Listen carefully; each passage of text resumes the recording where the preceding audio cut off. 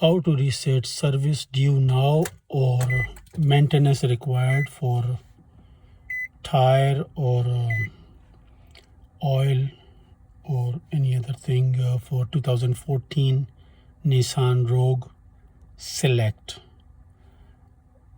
Okay, this is right here.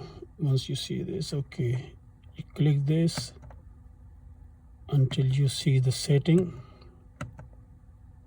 and then clockwise and select maintenance and then service,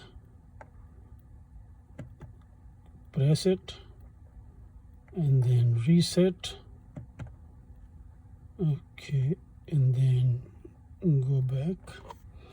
Let me see if I can see more clearly. Go back, then tires, reset and press it to go back.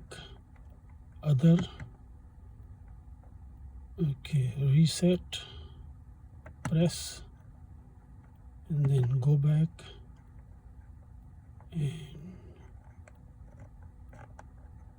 back and then exit, and that's how you do it. Easy. Thanks for watching.